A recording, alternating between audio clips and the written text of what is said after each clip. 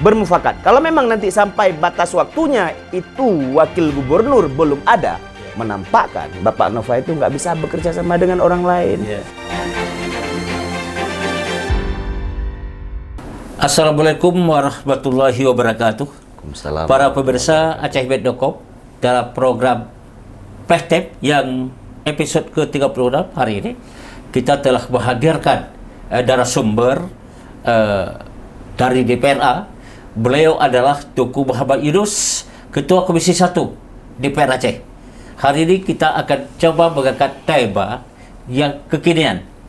Jadi arti kekinian adalah ada dua hal yang kita bahas hari ini. Yang pertama adalah bagaimana dan kapan Pilkada Aceh akan terlaksana, akan dilaksanakan, dan bagaimana dengan pemilihan Wakil Gubernur Aceh.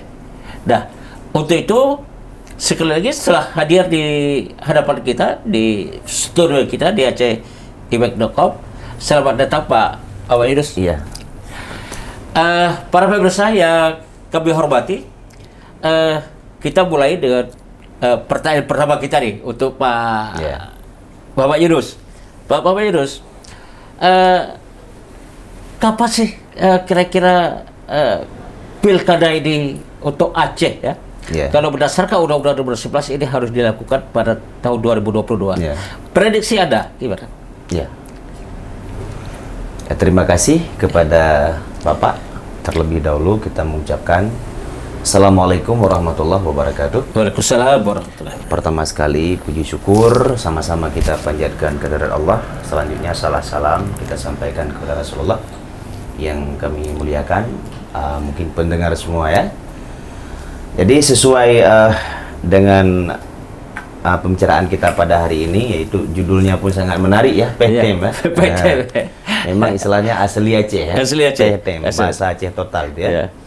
Yang pertama mungkin masalah pilkada. Sebenarnya kalau memang masalah pilkada seperti yang kita sampaikan sebelum-sebelumnya itu, masalah regulasi kita kira memang tidak ada yang terbentur gitu, masalah regulasi. Nggak masalah. Kita tetap merujuk kepada Undang-Undang Pemerintah Aceh nomor 11 tahun 2006. Dan kita juga telah melakukan beberapa langkah supaya pemerintah pusat pun tahu berarti kita sangat komit terhadap Undang-Undang Pemerintah Aceh. Di antaranya langkah-langkah yang sudah kita tempuh, yaitu termasuk kita kemarin itu rapat koordinasi seluruh ketua Komisi 1 se-Aceh. Sudah. Yang DPR Aceh kan? DPRK Aceh, se-Aceh. Dan alhamdulillah hasil daripada kita rapat koordinasi tersebut, lahirlah satu rekomendasi se-DPRK se-Aceh, khususnya Komisi 1, yaitu siap melaksanakan pemilu kada di 2022. Dan alhamdulillahnya lagi, dari rapat koordinasi tersebut, Gubernur Aceh, Insinyur Nova, mengirim surat, kalau nggak salah tanggal 5 Juli, ke Mendagri. Berarti sudah cukup lama ini? Ya, sudah 5 Juli ke Mendagri. Kita untuk Aceh siap melaksanakan pilkada di 2022. Dalam hal itu. Nah, juga kita berharap memang pada dasarnya bola teknis pilkada itu di DPR. Di DPR pada dasarnya. Karena kan masalah pemilihan kepala daerah ini kan memang tugasnya DPR. Benar. Kalau istilahnya presiden kan di DPRI. Nah, dalam hal ini kan nggak mungkin DPR langsung istilahnya istilah bahasa katanya langsung dia pilih gerod. Nah, kan kita bentuk tim, makanya di Aceh ada namanya KIP. Itu kan ganti badan DPR itu. Di Jakarta ada yang memproses awal. Di Jakarta ada di pusat ada DPR RI gitu. Nah, dalam hal ini pada dasarnya itu di DPR. Nah, begitu masa gubernur dan bupati mau habis jabatannya, DPR menyurati KIP, memberitahukan kepada KIP yang mana bahwa gubernur akan berakhir masa jabatan. Nah, berdasarkan surat tersebut, surat DPR tersebut, KIP harus membuat tahapan putusan. Tahapan putusan. Jadi dari proses itu lahirlah itu ya. Ya. Lahir, setelah adanya putusan tahapan di KIP, itu bolanya sudah kembali ke pemerintah untuk menganggarkan anggaran. Oh ya. Sekarang pertanyaannya, apakah sekarang kalau dilakukan, ini rencananya kan 2022. Apakah sudah ada anggaran untuk persiapan? Ini kan karena peladang harus ini. Iya, ini tinggal masalahnya KIP berani nggak? Ini masalahnya di KIP. Ini bukan kita menyalahkan KIP. Iya. Malah kemarin kami rapat terakhir. Iya. Kan? Kemarin kami rapat terakhir, kita mendesak KIP untuk cepat-cepat membuat putusan tahapan pilkada di 2022. Iya. Jadi ini agak beda memang dengan tahun-tahun sebelumnya. Iya. Memang di 2011, 2017, memang dulu, maksudnya lebih dulu dianggarkan anggaran ketimbang keluar putusan. Enggak masalah, karena tidak terbentur dengan regulasi. Tapi dengan adanya peraturan PKPU tentang pemilu serentak 2024, makanya KIP harus dulu membuat putusan tahapan supaya ada dasar kita menganggarkan. Dan kalau memang misalnya besok ada putusan tahapan KIP, besok ada anggaran dari KIP. Ya, tahapan dari KIP. Tahapan besok ada anggaran untuk pilkada. Jadi kalau demikian, Tuku Muhammad Yunus, ini artinya sampai saya ini uang untuk 2022, ini belum ada untuk pilkada Jakarta. Bukan belum ada, uangnya sudah kita safety. Sudah janji pemerintah Aceh sama kita sudah di safety. Begitu ada perusahaan tahapan, langsung uangnya dianggarkan. Iya, begitu. Artinya untuk persiapan itu sudah ada. Sudah. Jadi tidak ada alasan. Tidak ada alasan untuk tidak ada uang. Lalu tidak ada alasan juga untuk tidak diadakan pemilu. Tidak ada alasan. Tidak ada. Kalau memang nanti ada yang macam-macam tentang masalah nggak ada pemilu 2022. Ini maaf ya, kita yang minta cuman kekhususan Aceh. Ini bicara undang-undang pemerintah Aceh bukan cuman sekedar pemilu loh. Ini marwah. Karena undang-undang pemerintah Aceh tersebut ini bukan hadiah Jakarta. Tapi ini kita perjuangkan dengan berdarah-darah. Ini masalahnya. Dan keputusan bersama. Oke. Pak Yunus, ini menarik ini. Ini makin hangat ini kalau bicarakan pemilu. Lalu seandainya ini berandai-andai. Tidak jadi 22. Ini gimana sikap dari DPR? Ini kan kalau di istilah kami nggak ada istilah tidak jadi. Memang kata pasti itu nggak ada sama manusia. Betul. Yang ada kata-kata pasti. Yang ada kata pasti itu firman Allah dan hadis Nabi. Betul. Kalau manusia ini kan banyak berandai-andai. Kita jangan terlalu melangkahi. Tapi sesuai dengan ketentuan dan keadaan nggak ada istilah nggak jadi. Nah, artinya kalau bahasa dan seandainya pilkada nggak jadi, maka tolong dibubarkan semua kekuasaan yang ada di Aceh. Itu sudah sikap kita sudah, DPR. Sikap DPR kita. Sudah. Lalu DPR. Untuk supaya ini jadi, kita kan nggak boleh berada-ada ini. Nggak boleh. Aturan bermain. Seandainya ini tidak jadi, sementara waktu prosesnya makin dekat. Karena untuk gubernur kan tinggal beberapa bulan lagi, setahun 8 bulan lah. 14 bulan lagi. Ini langkah mungkin yang akan kita tempuh. Apa strategi ya? Mungkin. Kadang-kadang kita bisa mengambil alih daripada KIP. Kami di DPR bisa mengambil alih untuk menjalankan pilkada Aceh. Cuman kita ini kan sekarang kan menghargai semua konstitusi. Silakan mereka bekerja. Masalah kami duduk rapat dan kita apresiasi juga kepada KIP. Betul. Mereka juga sangat luar biasa membangun komunikasi. Dan masalah surat Kemendagri kemarin itu tentang masalah menyuruh kita untuk konsultasi itu kan biasa, karena kita daerah khusus. Tentu saja akan bertentangan dengan logika itu biasa. Tapi surat Mendagri tersebut tidak menyatakan Aceh tidak bisa menjalankan pemilu 2022. Nggak ada ketegasan itu. Dan Aceh menjalankan pemilu nggak ada kan? Nggak ada cuman sekedar koordinasi itu kan biasa. Menurut kami nggak masalah. Cuman kita berharap sekali lagi KIP coba cepat-cepat buat putusan. Mungkin dalam minggu ini saya juga akan duduk kembali dengan KIP. Dan alhamdulillah setiap kita undang KIP selalu datang. Gitu. Alhamdulillah memang kerja sama yang bagus. Dan juga di sini kita jangan saling menyalahkan. Ada fungsi masing-masing, tapi bekerjalah sesuai dengan wewenang dan fungsi sejauh masing-masing. Tokoh Bapak Yunus tingkat koordinasi dengan KIP yang sudah dijalankan? Kami, kalau memang di Komisi 1 ini sangat intens komunikasi dan luar biasa komunikasinya. Cuman juga kita menghargai karena di situ ada juga KIP memang harus koordinasi dengan pihak KPU. Tapi bukan bukan menerima keputusan harus dari KPU. Jadi kita tetap kembali kepada Undang-Undang Pemerintah Aceh karena KIP itu lahirnya dengan Undang-Undang Pemerintah Aceh. Dan aturan yang lahir dari KIP dan dari KPU kan pasti beda. Yang pertama kita kan syarat di Aceh berbungkusan. Yang pertama wajib Islam. Yang kedua ada tes baca Al-Quran. Tapi kalau di KPU kan nggak ada. Dan kalau di Aceh kan ada parlok. Sedangkan di KPU kan nggak ada. Itu kekhususan kita. Artinya KPU bisa menerima ini. Wajib.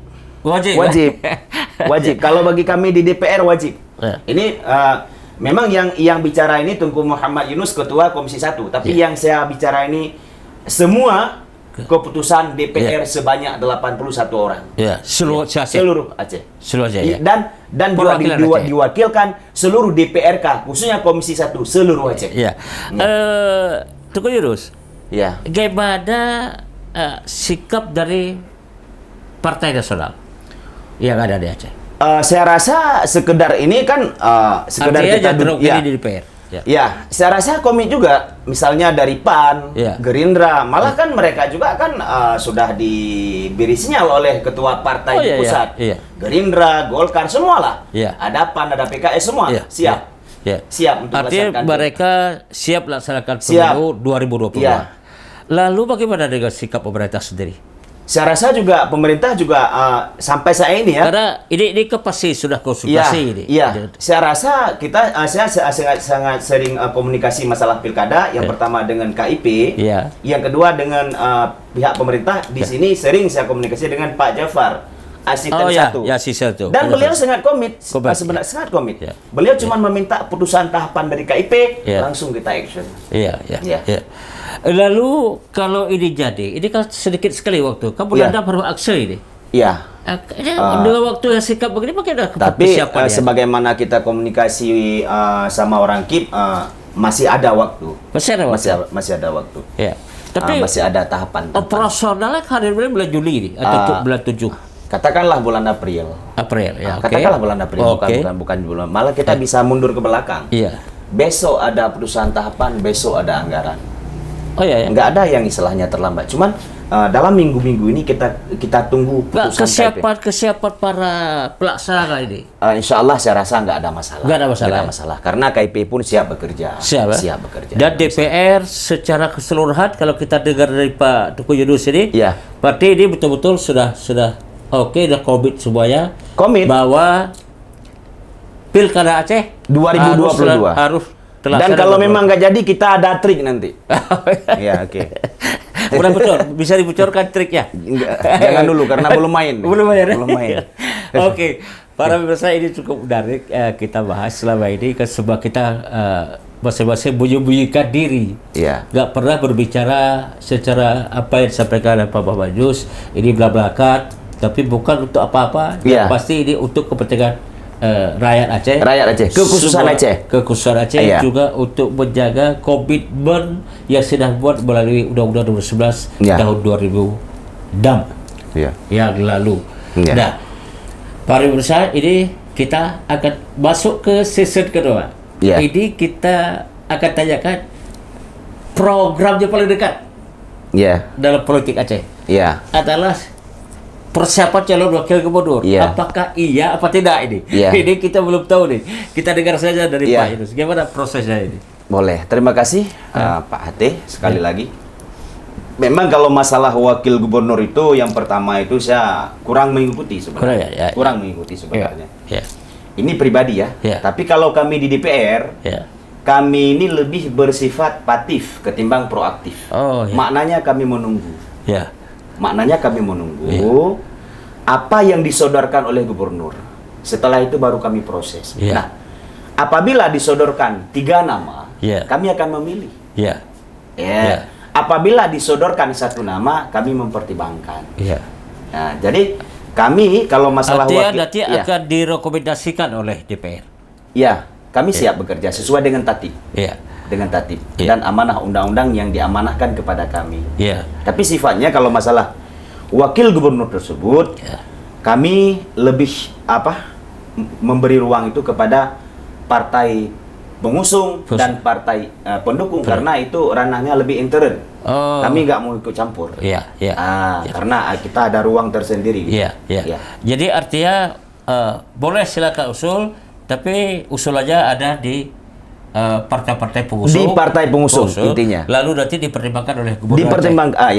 Dipertimbangkan gubernur baru menyampaikan ke DPR Aceh. Oke. Lalu ada tak bocoran barangkali untuk Bapak Yunus nih? Sudah dapat orang-orangnya? Kalau saya pribadi kan seperti yang saya sampaikan tadi, memang saya kurang menarik gitu. Kurang menarik. Ada alasannya, Pak? Ada, cuman nggak bisa saya ungkapkan. Nggak bisa, kurang menarik. Nanti mungkin bisa kita kurang menarik. Kalau ini pribadi ya, memang kalau masalah tugas kita nggak bisa membawa masalah pribadi. Jadi, begini. Jadi kalau menurut saya, seperti Bapak tanyakan, apakah isu-isu kan? Ini kan sudah jadi asumsi publik. Ada beberapa nama memang, ada beberapa nama. Cuman itu kan bukan rahasia. Kalau menurut saya sudah dipublish itu. Sudah dipublish itu. Jadi yang gimana, apa nanti yang disodorkan sama kami, mungkin itu yang kita proses. Pertimbangkan yang kita proses. Lalu diajak enggak di luar partai pengusung untuk memikirkan juga, karena ini kan demi Aceh, demi rakyat Aceh gitu. Atau perlu enggak? Pertanyaan kedua. Harus ada wakil gubernur. Kalau memang masalah diajak, itu kan terserah kepada partai pengusung. Memang kalau mereka nggak mau mengajak, kita minta pun mungkin nggak dikasih ikut. Nah, kalau memang kita boleh memberi tanggapan, alangkah indahnya kita musyawarah. Yang pertama. Yang kedua, pertanyaan tadi, perlu nggak? Itu masalah wakil gubernur. Menurut kami ini sangat perlu. Dan sangat penting. Kami di DPR sangat mengharapkan ini supaya Bapak Nova mendengar. Langsung. Kami sangat mengharapkan supaya cepat-cepat, entah siapa itu namanya, Bapak Nova menyodorkan nama wakil gubernur kepada kami. Kenapa?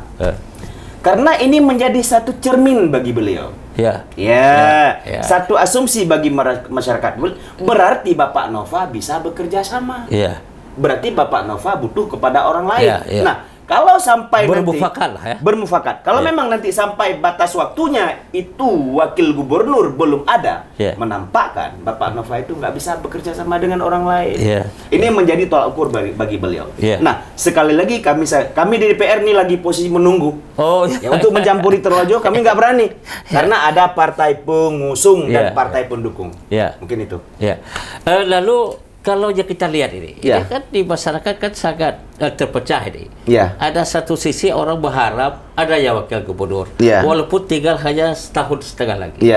Di sisi lain ada juga masyarakat yang menganggap biarlah bekerja sendiri Pak Nova, karena justru tinggal hanya 1,5 tahun lagi.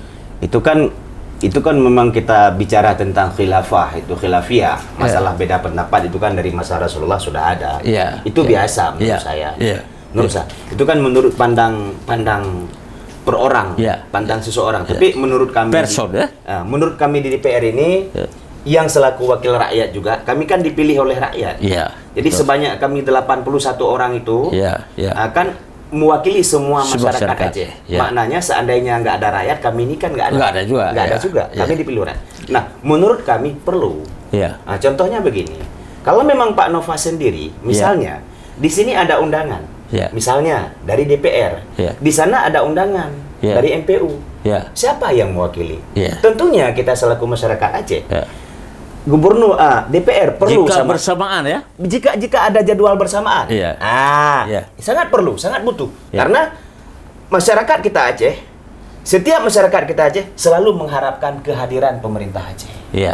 Sangat perlu menurut kami. Karena itu lebih meningkatkan kepercayaan diri masyarakat, berasa ada pemimpin. Ada pemimpin gitu. Lalu Pak, apa sih yang diinginkan tipikal manusianya, tipikal tokohnya, SDM, ya bagaimana yang diharapkan oleh Dewan? Ya. Sebagai manifestasi rakyat ini, sebagai orang yang mewakili rakyat. Sebenarnya kalau masalah yang diinginkan, kita akan bicara figur gitu ya. Iya, figur. Ya, kita nggak usah jauh-jauh. Kita tetap berpatokan seperti kalau memang tidak Al-Quran dan hadis, ya kan tetap mencari pemimpin yang baik ya. Ya. Seperti juga ada tertera itu di Amanah Iskandar Muda lah, selaku Raja Aceh yang paling hebat kan. Yang pertama itu harus ada, yang pertama ciri-ciri pemimpin yang punya sifat itu, istilah bahasa kita Aceh, jid jan. Jid jan. Ini kalau ditafsir, memang dia punya kemauan. Punya kemauan. Mau dia. Mau dia. Yang kedua jid, dia harus bisa. Harus bisa. Kan banyak konstituen yang harus kita jaga. Ada wartawan, ada LSM, ada ulama, ada tuku, ada masyarakat. Harus bisa dia. Yang ketiga jan, ada waktu. Kepada jan jid. Saya kira kalau memang figur itu sudah ada sama dia. Jadi kriteria bahasa Aceh itu kita ambil. Jan jid. Itu bahasa Indah tuh. Kadang-kadang jid itu, mampu itu, banyak orang yang mampu. Tapi belum tentu bisa menjadi pimpinan. Kadang-kadang banyak orang mampu, banyak orang yang mampu. Kan lebih-lebih kita Aceh. Secara ilmuwan dia mampu. Tapi secara memanage bawahnya belum tentu. Makanya kan maksud kita mampu di sini jangan terbatas. Harus mampu sampai memanage yang tersebut itu. Nah, kalau memang kan ada bahasa juga di situ. Maaf ya. Ada bahasanya urang malim. Ada bahasanya imum. Ada bahasanya ulama. Apakah kata itu sama? Tidak. Seperti kata Imam Syafi'i. Qala imamu syaihu ulamatun. Ini bukan kita. Makna orang alim tersebut kadang-kadang dia bisa guru. Malim bisa EU gitu kan. Malim. Tapi kan bukan ulama. Makna jid di situ dia memang bisa. Harus bisa. Jadi dalam sebuah kondisi dan situasi ya. Oke Pak Muhammad. Pak Idrus, ini kan kita mau berakhir nih. Ada hal yang paling penting yang harus Bapak sampaikan untuk masyarakat Aceh. Sekaligus untuk terserah siapa calon. Tapi harapan-harapan kita terhadap masyarakat dalam pemilihan gubernur wakil gubernur ini, karena banyak sekali isu sekarang. Kadang-kadang banyak orang yang sakit kepala macam-macam. Ini disampaikan Pak. Pertama kepada masyarakat. Bapak sampaikan bagaimana harapannya supaya kita aman-aman saja. Begitu juga orang-orang pendukung ini. Boleh. Silakan Pak. Terima kasih sekali lagi, memang yang sangat luar biasa yang memang ingin saya sampaikan kepada masyarakat saya. Ini ada waktu yang begini rupa supaya dapat kita pahami bersama. Yang pertama, saya ingin menyampaikan kepada masyarakat Aceh supaya kita bersatu padu, bersatu kita, karena lahirnya kekuatan itu dengan adanya persatuan. Kita jangan berpecah-pecah, jangan mengembangkan fitnah. Jadi mari kita bersatu demi Aceh yang lebih baik dan lebih bagus. Jadi harapan saya, apakah untuk calon pilkada bupati gubernurnya dan calon wakil gubernurnya, ini tolong didoakan sama masyarakat Aceh supaya terpilih orang-orang yang cinta kepada kekhususan Aceh. Memang sekarang kita belum merasa menyesal, tapi ingat, ketika Otsus itu nanti habis di 2027, kita baru akan merasa menyesal. Oh ini rupanya Otsus baru menyadari. Ketika kembali kepada pada dasarnya, nanti begitu nggak ada Otsus, sekarang sama-sama kita tuh Otsus mencapai 8 T per tahun.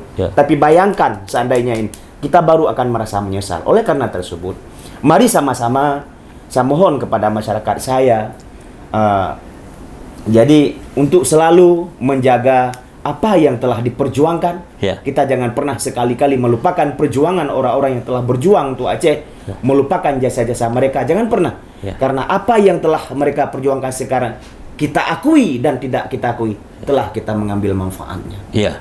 Nah, itu harapan supaya bersatu, kokoh, supaya kita Aceh lebih baik ke depan. Begitu. Lalu tokoh, harapan kita terhadap tokoh ini.